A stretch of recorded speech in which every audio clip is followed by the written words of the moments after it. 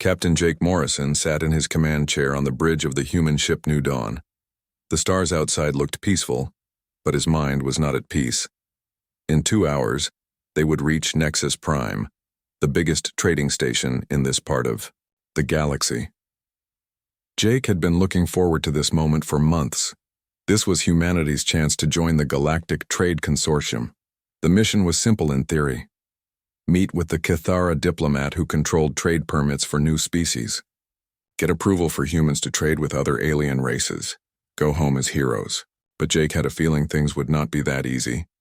His tactical officer, Lisa Carter, walked up to his chair. She looked worried. "Captain, we're getting another message from the Velkari ship.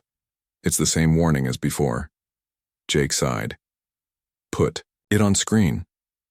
The face of Ambassador Vex appeared on the main display.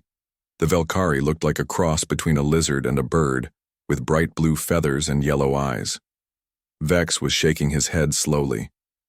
"Captain Morrison, please listen to me. Do not meet with Zara. She is death itself. My people call her the Soul Render.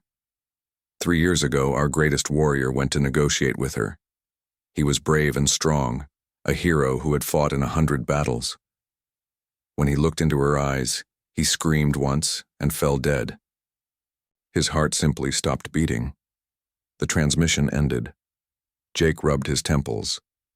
This was the 15th warning they had received in the past day. Every alien species they encountered had the same message. Stay away from Zara, his chief engineer. Ben Rodriguez came onto the bridge carrying a datapad. "Captain, I've been reading all the reports about this Zara person. It's not good news." "Tell me something I don't know," Jake said. Ben looked at his pad. "The Zephyrite say she dissolved their negotiator's mind during a trade meeting. The guy just started screaming about his worst fears and never stopped. They had to put him in a medical coma. The Brutax won't even say her name out loud. They just call her the Dark One. And these are the same Brutax who eat their enemies for breakfast." Lisa crossed her arms. "Captain, maybe we should request a different diplomat. Surely there's someone else who can approve our trade application." Jake stood up and walked to the front of the bridge. He stared out at the stars. The consortium was very clear. Zara is the only one with authority to approve new species for membership. She's been doing this job for over 300 years. If we want in, we have to go through her. "But sir," Ben said, "what if the stories are true? What if she really can kill people just by looking at them?" "Then we'll deal with that when it happens," Jake replied. "Humanity didn't get this far by running away from scary stories."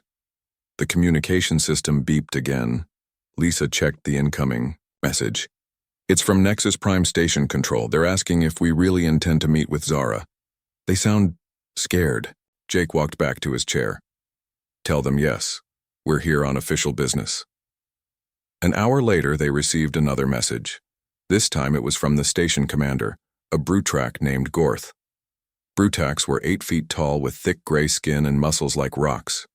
They were known across the galaxy as fearless warriors. But Gorth looked nervous. "Human ship, this is Station Commander Gorth.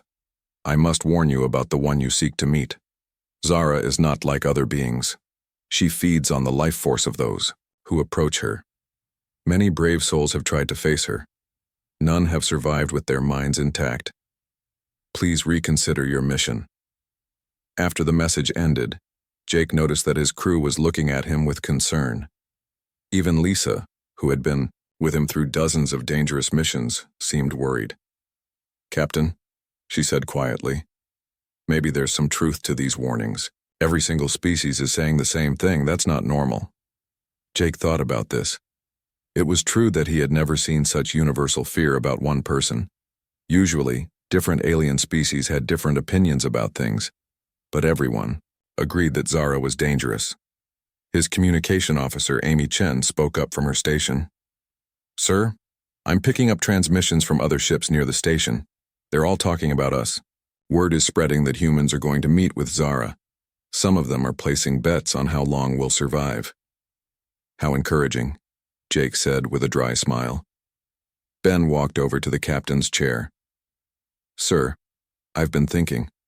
What if we're immune to whatever makes her dangerous? Humans are different from these other species. Maybe whatever affects them won't affect us. That's a big maybe to bet our lives on, Lisa said. Jake considered this. Humans were relatively new to the galactic community.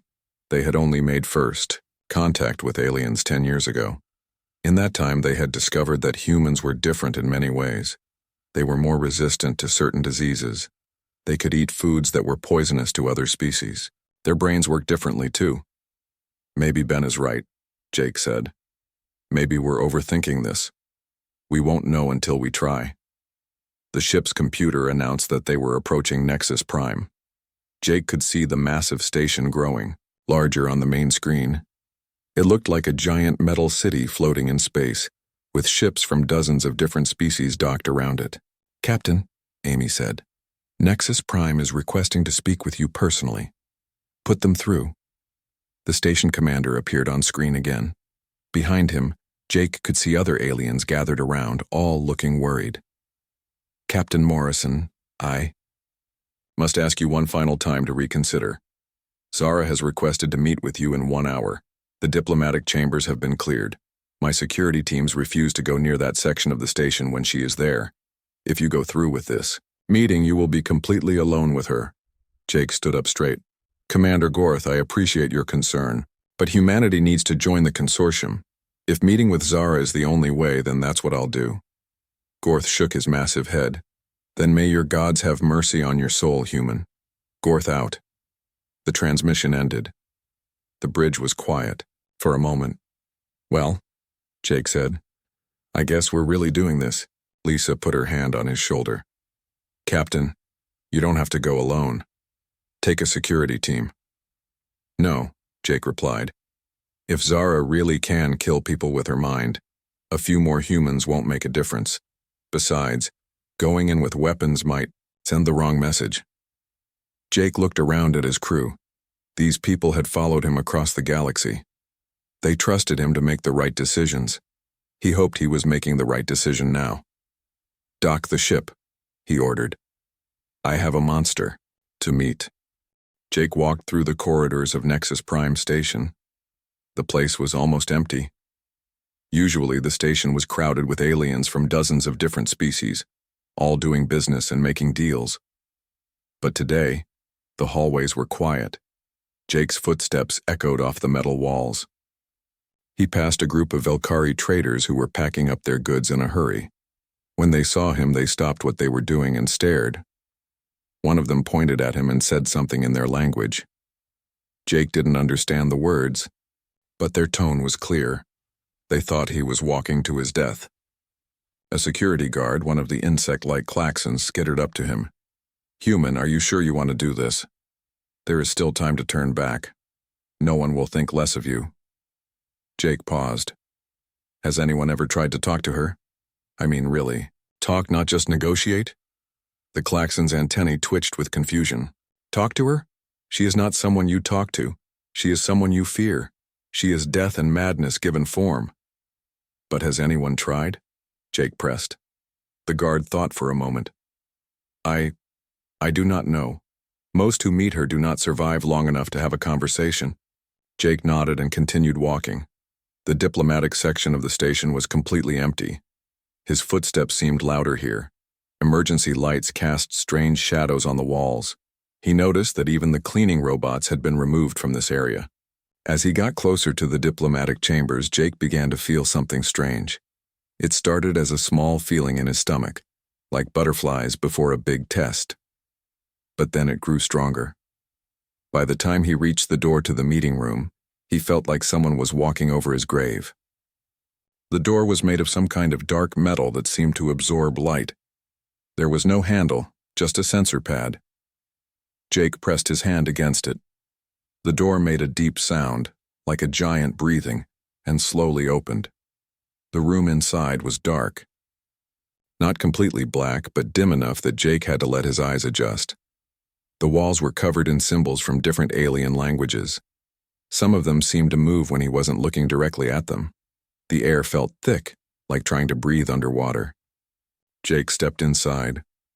The door closed behind him with a sound like a tomb sealing shut. For a moment he was alone in the darkness. Then he heard something that made his blood run cold. Breathing. Slow, deep breaths that didn't sound quite human. "You came," a voice said from the shadows. The voice was female, but there was something about it that made Jake's skin crawl. It was too perfect, too controlled, like someone trying very hard to sound normal. "I came," Jake replied, trying to keep his voice steady. Something moved in the darkness at the far end of the room. Jake squinted, trying to see what it was. Slowly, a figure stepped into the dim light. Zara was nothing like what Jake had expected, and exactly what he had feared at the same time. She was tall, much taller than any human, at least 8 feet, maybe more. Her body was covered in what looked like black armor, but Jake realized it was actually her skin. It had a shine to it, like the shell of a beetle. Her face was the most unsettling part. It was beautiful and terrible at the same time. Her features were perfect, like a statue carved by a master artist. But her eyes were completely black, with no white showing at all. When she looked at him, Jake felt like she was seeing right, through him, into parts of his mind he didn't even know existed. "You are the human captain," she said. It wasn't a question. "I have been curious about your species." Jake forced himself to take a step forward instead of backing away. "My name is Jake Morrison. I'm here to request membership in the Galactic Trade Consortium for Humanity." Zara tilted her head to one side like a bird studying an interesting bug. "Most beings who enter this room are dead within minutes, yet you stand there talking to me as if I were any other diplomat." "Maybe that's because you are," Jake said. The words came out before he could stop them. For the first time in longer than Jake could imagine, Zara looked surprised. Her perfect features showed a tiny crack of confusion. "I am many things, Captain Morrison. But I have not been just another diplomat for a very long time." Jake took another step closer. The feeling of dread was getting stronger, but he pushed through it. "What are you, then?" Zara was quiet for a long moment. She seemed to be deciding whether to answer. "I am the Soul Render. I am the nightmare that makes warriors wake up screaming. I am the darkness that lives in the space between thoughts. I am death that walks in a living body." "That's what others call you," Jake said. "I asked what you are." Zara stared at him. For a moment, Jake thought she might attack him. The air in the room seemed to get thicker. The shadows on the walls moved more quickly. But then something unexpected happened. Zara laughed. It wasn't a pleasant sound. It was like glass breaking or ice cracking. But it was still a laugh. "You are either the bravest being I have ever met or the most foolish," she said. "Probably both," Jake admitted. Zara began to walk around him in a circle. Jake forced himself to stand still, even though every instinct was screaming at him to run. As she moved, he could hear the soft sound of her feet on the floor. It reminded him of a predator stalking prey. "Tell me, Captain Morrison, what do you see when you look at me?" Jake considered the question carefully. "I see someone who's been alone for a very long time." Zara stopped walking. She was directly behind him now. Jake could feel her presence like a cold wind. "Alone," she repeated as if the word was foreign to her. "Yes, that is accurate." She moved to stand in front of him again. This close, Jake could see that her black eyes weren't completely empty. There was something moving in them, like smoke swirling in a bottle. "Most beings see only terror when they look at me," Zara said. "They see their own death reflected in my eyes. They see every fear they have ever had given form. What makes you different?" Jake thought about it. The dread was still there, growing stronger by the minute. But underneath it, he felt something else. Something that surprised him. "I think," he said slowly, "that what they're seeing isn't really you. It's something else. Something you can't control." Zara's eyes widened slightly. "Explain." "Back home, we have animals called skunks," Jake said. "When they're scared, they spray a terrible smell. It's not because they want to hurt anyone, it's because they're afraid. What if what others feel when they meet you isn't malice? What if it's fear?" For the first time since entering the room, Jake saw real emotion on Zara's face. It lasted only a second, but he caught it. Pain. "You think I'm afraid?" she asked. "I think you're terrified," Jake said gently. "And I think you've been terrified for a very long time." The room fell silent. Zara stood perfectly still, staring at him with those impossible black eyes. Jake could hear his own heartbeat in the quiet. Then, without warning, alarms began blaring throughout the station. Emergency lights flashed red.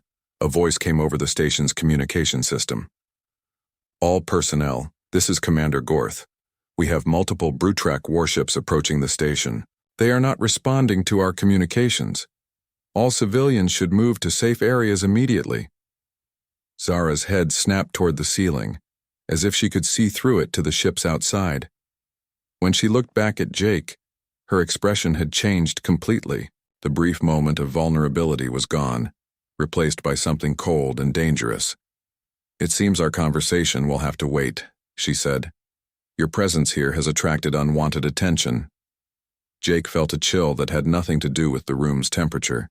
"What does that mean?" Zara smiled, but there was no warmth in it.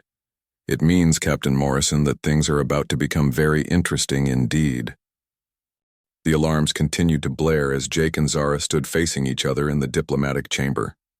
Through the walls, Jake could hear the sound of running feet and shouting voices as the station's population tried to find safety. "Why would Brutrak ships be coming here?" Jake asked. Zara moved to a wall panel and pressed her hand against it. A screen appeared, showing the outside of the station. Jake could see 5 large, dark ships approaching fast. They looked like weapons, designed to fly through space. "Because," Zara said quietly, "they believe you have done something impossible." "What do you mean?" Zara turned to look at him. "You have been in this room with me for 15 minutes, Captain Morrison. You are still alive. You are still sane. In the entire history of the galaxy, no being has ever achieved this." Jake felt a cold realization creeping over him. "So they think you have somehow captured me or controlled me," Zara finished. "The Bruteks have always believed that if someone could master my power, they could conquer the galaxy. They are coming to either steal my secrets from you or destroy us both before you can use me as a weapon." The communication system crackled to life. A deep growling voice filled the room. "This is War Commander Gorath of the Brutrek Empire. We demand the immediate surrender of the human captain and the creature known as Zara. You have 1 hour to comply, or we will destroy the station." Jake ran his hand through his hair. "This is not how I planned this meeting to go." "Plans rarely survive contact with reality," Zara said. She seemed oddly calm for someone who had just been threatened with destruction. "Tell me, Captain Morrison, are you beginning to regret your decision to meet with me?" Jake looked at her carefully. In the red light from the emergency systems, she looked even more alien than before. But something had changed. The overwhelming sense of dread that had been growing since he entered the room was starting to shift into something else. "No," he said, surprising himself. "Actually, I think I'm starting to understand something." "And what is that?" Jake took a step closer to her. "You're not a monster, you're a prisoner." Zara's perfect composure cracked slightly. "Explain." "Everything about this situation," Jake said, thinking out loud. "The way everyone fears you, the way you're kept isolated, the way you're used as a gatekeeper for the consortium. It's not because you're evil, it's because you're trapped by something you can't control." Zara was quiet for a long moment. When she spoke, her voice was softer than before. "You are more perceptive than most, Captain Morrison." "Jake," he said. "My name is Jake." "Jake," she repeated as if testing how the name felt. "Yes, you are right, I am trapped, but not in the way you might think." She moved away from the wall screen and sat down on what looked like a stone bench. For the first time, she seemed tired. "My species, the Cathara, evolved on a world where thoughts had power," she began. "We developed the ability to project our emotions and fears into the minds of others as a defense mechanism. When threatened, we could make our enemies feel our own terror, our own pain, and they would flee rather than fight us. Jake sat down across from her, keeping some distance but showing he was listening. For most Kythera, this ability is weak, Zara continued. They can make someone slightly uncomfortable, perhaps cause a moment of unease. But I was born different. My projections are overwhelming. What do you mean? Zara closed her eyes. When I feel fear, everyone around me experiences terror beyond imagination. When I feel sadness, they feel despair so deep they want to die. When I feel lonely, she opened her eyes and looked directly at Jake. They feel a loneliness so complete that their minds simply shut down rather than endure it. Jake felt pieces of the puzzle clicking together in his mind. So when other beings die or go insane around you, they are experiencing my emotions. Magnified 1,000 times, Zara said. I have been alone for over 3 centuries, Jake. Can you imagine how lonely that feels? Can you imagine how terrifying it is to know that your very presence drives others to madness? The weight of her words hit Jake like a physical blow. He thought about his own life, about his crew, about all the people he cared about. Then he tried to imagine being completely cut off from all of that for 300 years. That's horrible, he said quietly. Zara laughed, but there was no humor in it. The truly horrible part is that I cannot die. My species lives for thousands of years. I have barely reached adulthood by Kythera standards. I have centuries more of this existence ahead of me. Jake stood up and began pacing. But wait, if your emotions affect everyone around you, why don't I feel what you're feeling? Right now? That, Zara said, is an excellent question. One that I've been wondering about since you walked into this room. She stood up as well and walked closer to him. Jake noticed that the feeling of dread was much weaker now. Instead, he felt something else. Something that took him a moment to identify. Curiosity. When I am around other species, Zara explained, I can sense their minds. I can feel their thoughts pressing against mine. But with you, it is different. Your mind feels quiet. Quiet how? Most beings think in patterns that I can sense and accidentally influence, she said.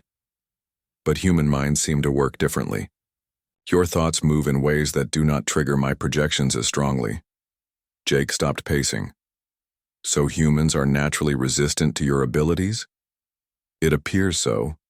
You are the first being I have encountered who can remain in my presence without being overwhelmed by my emotions. The communication system crackled again. Human Captain, this is Commander Gorath. You now have 45 minutes to surrender. Do not test our patience. Jake looked at the wall screen. The Brutrak ships were closer now, and he could see weapon ports opening along their hulls. Zara, he said, what happens if I leave this room right now? You return to your ship and fly away, she replied. The Brutaks will probably let you go once they see that I am still here and still contained. And you? Zara shrugged. I continue as I have for the past 3 centuries. Alone. Feared. Used as a tool by the consortium to control who can and cannot join their organization. Jake felt something building inside him. It was anger, but not the kind of anger he usually felt in dangerous situations. This was different. This was anger at injustice. That's not right, he said. Many things in the universe are not right, Jake. That does not mean they can be changed. Jake turned to face her fully.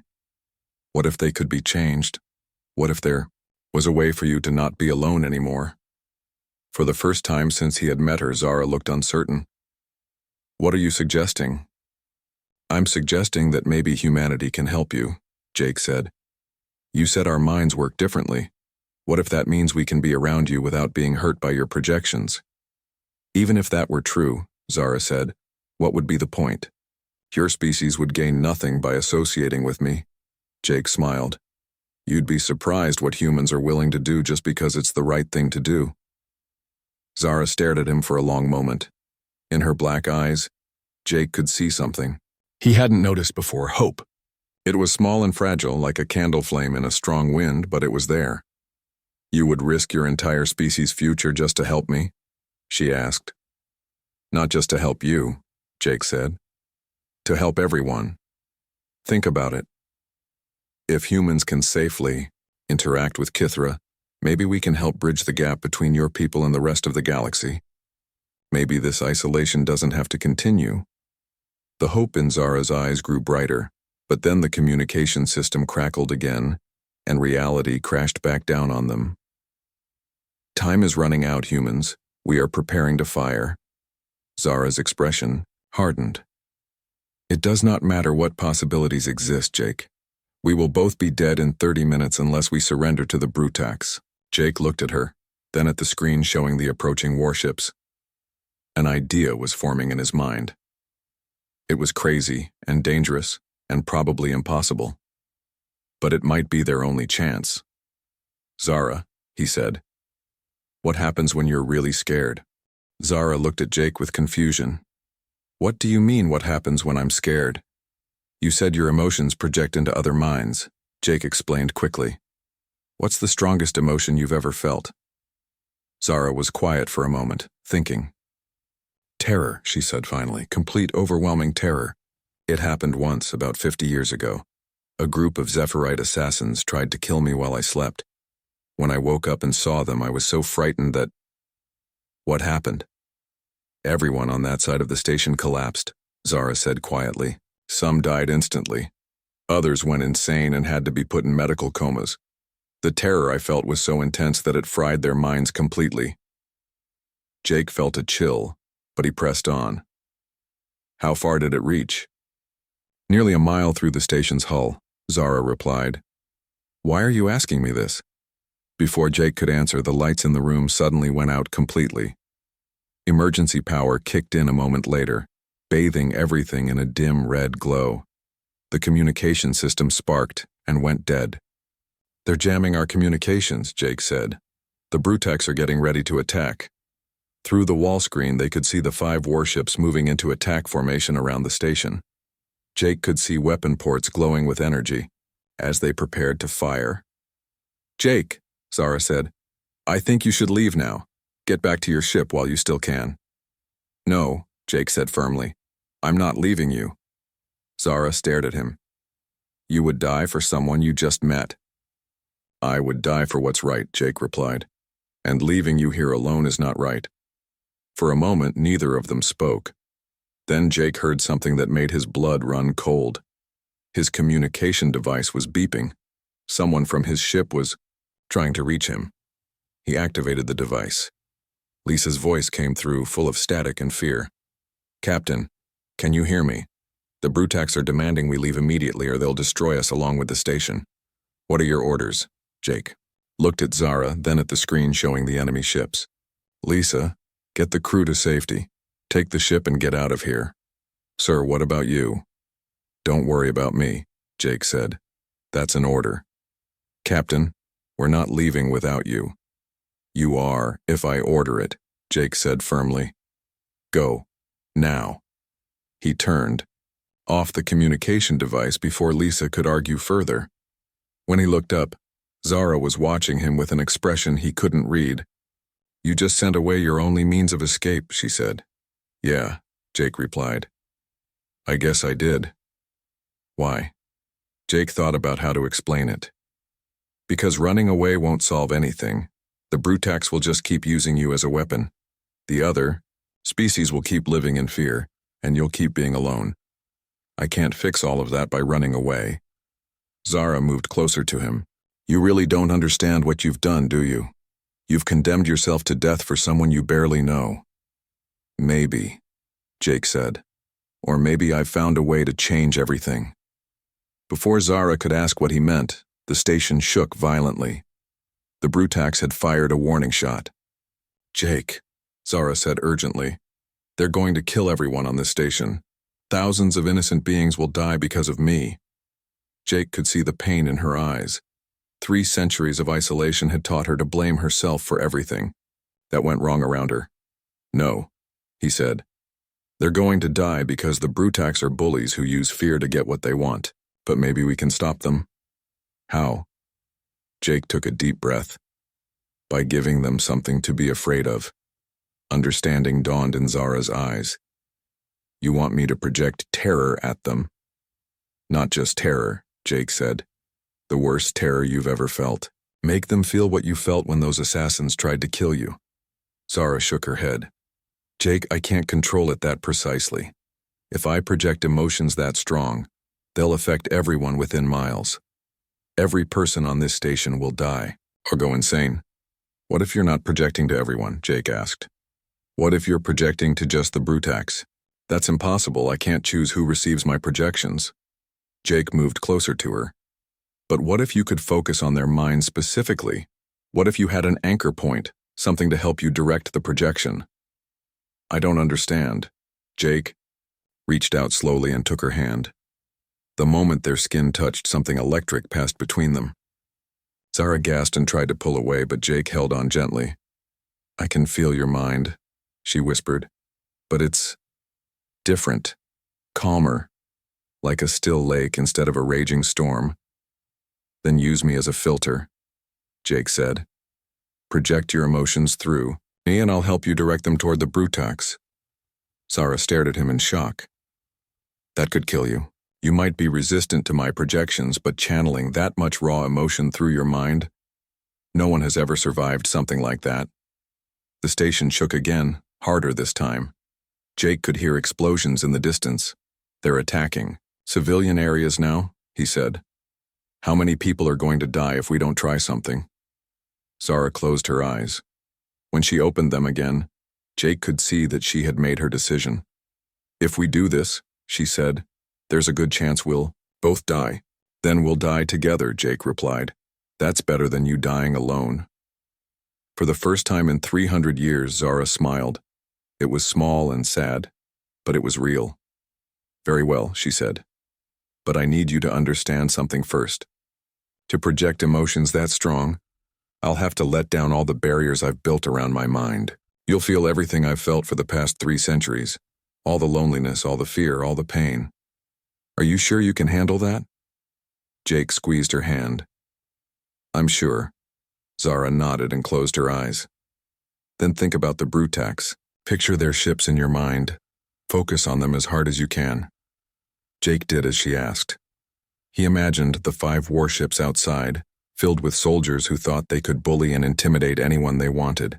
He thought about their commander Gorath, who was willing to kill thousands of innocent people just to capture what he thought was a weapon. I can see them through your mind, Zara whispered. Are you ready? Do it, Jake said. Zara took a deep breath and let down every mental barrier she had built over 3 centuries of isolation. The effect was immediate and overwhelming. Jake felt 300 years of loneliness hit him like a physical blow. It was the loneliness of being the only person of your kind in the universe. The loneliness of knowing that everyone you meet will either fear you or try to use you. The loneliness of never having a friend, never having someone to talk to, never having anyone who cares whether you live or die. But underneath the loneliness was something else, a desperate, terrified hope that maybe someday things could be different. Jake held on to that hope and pushed it toward the Brutax ships. He imagined it flowing out of him and Zara, across space, into the minds of the soldiers who thought they were so brave and strong. On the screen, Jake could see the effect immediately. The Brutax ships stopped firing. They began to drift as if their crews had suddenly forgotten how to pilot them. It's working, Jake gasped. The emotions flowing through him were almost too much to bear, but he held on. Then something unexpected happened. The connection between his mind and Zara's began to change. Instead of just channeling her emotions, Jake found himself sharing his own feelings with her. His memories of friendship, of loyalty, of love, his belief that no one should have to be alone, his conviction that everyone deserved a chance at happiness. Zara's eyes snapped open in shock. Jake, what are you doing? Giving you something I think you've forgotten, he said through gritted teeth. Hope. The moment Jake shared his hope with Zara, everything changed. The emotions flowing between them shifted from the dark terror they had been projecting toward the Brutax to something completely different. Something that had never existed in Zara's mind before. Pure, unconditional acceptance. For the first time in her life, Zara felt what it was like to be truly understood, by another being. Not feared, not used, not avoided, but genuinely accepted for who she was. The sensation was so overwhelming that she gasped and nearly broke their connection. "Jake," she whispered, "I can feel you're not afraid of me at all." "No," Jake said, still holding her hand as waves of emotion flowed between them. "I'm not afraid of you. I'm amazed by you." On the screen, the Brutic ships were still drifting, helplessly. But something strange was happening to them.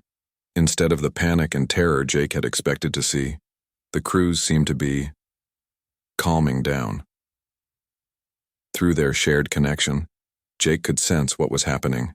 The hope and acceptance flowing from him was mixing with Zara's projections, creating something entirely new. The Brutak soldiers weren't feeling terror anymore. They were feeling the same thing Zara was feeling, the wonder of being truly understood by another being. "This is impossible," Zara said, staring at the screen. "My projections have never created positive emotions before."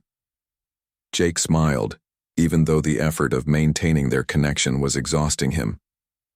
Maybe they never had positive emotions to work with before. One of the Brutak ships broke formation and moved closer to the station. A communication came through on the emergency channel. "This is Commander Gorath," came the familiar growling voice. But now it sounded different, confused, but not angry. What is happening to us? We came here to fight, but now, I do not understand these feelings."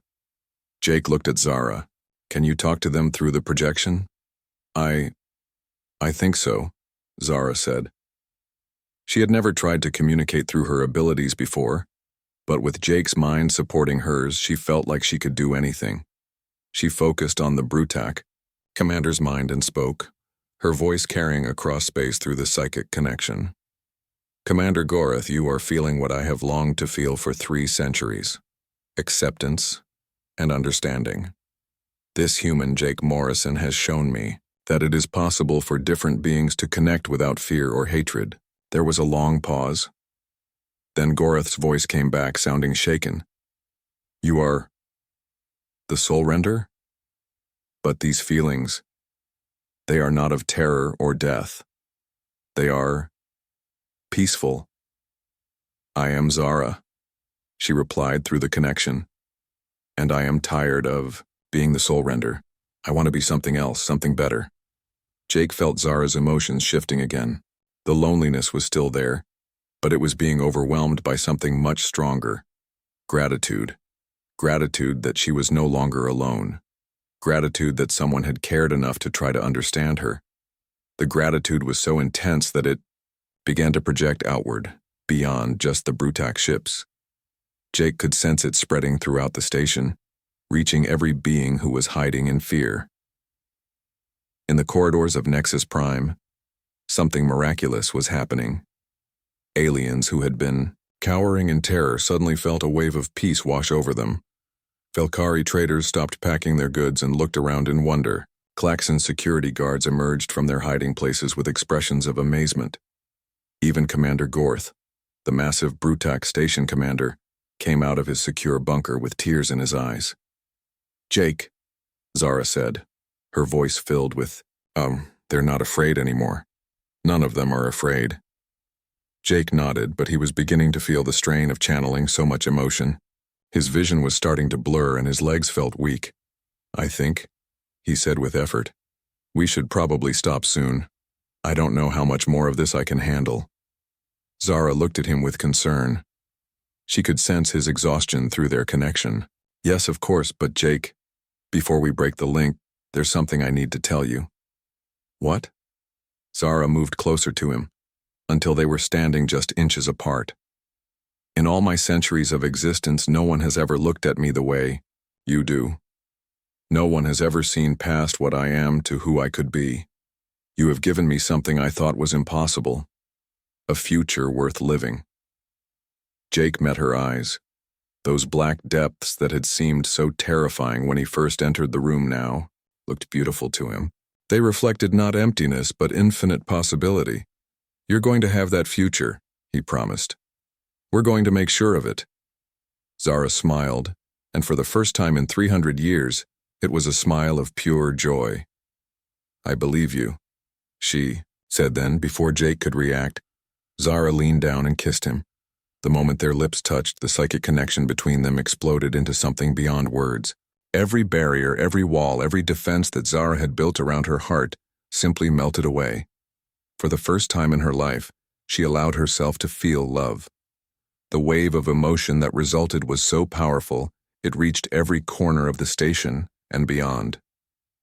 It touched the Brutak fleet, the fleeing civilian ships, even Jake's crew aboard the New Dawn. Everywhere it went, it carried the same message. Love is possible. Understanding is possible. Peace is possible. On the bridge of his flagship, Commander Gorath felt the wave wash over him and understood immediately what had happened. The human captain had not conquered the Soul Render. He had freed her. All ships, Gorath commanded, his voice now filled with wonder instead of anger. Stand down. We are witnessing something that has never happened before in the history of the galaxy. When Jake and Zara finally broke the kiss, both of them were crying. But they were tears of joy, not sorrow. So, Jake said, wiping his eyes, I guess this means humanity gets to join the consortium? Zara laughed, and the sound was like music. I think we can arrange that. She moved to the wall panel and opened a communication channel to the entire station. Attention all beings on Nexus Prime, she announced. This is Zara of the Cathara. I hereby grant full membership in the Galactic Trade Consortium to the human species, effective immediately. Furthermore, I am establishing a new protocol. Any species willing to approach with open hearts and minds will be welcomed without fear or prejudice. The response was immediate. Cheers echoed through the station's corridors. Ships that had been fleeing turned around and came back. On his flagship, Commander Gorath was already composing messages to send home about the miraculous events he had witnessed. Jake's communication device beeped. Lisa's voice came through, now filled with excitement instead of fear. Captain, whatever you just did, the entire galaxy felt it. We're getting messages from species we've never even heard of asking about humans and wanting to meet us. Sir, what happened in there? Jake looked at Zara, who was still holding his hand. Something that everyone said was impossible, he replied. But it turns out everyone was wrong. 1 week later, Jake stood on the observation deck of Nexus Prime, looking out at the dozens of ships that had come to witness the historic first meeting between humanity and the Galactic Trade Consortium. Next to him, Zara watched the proceedings with fascination.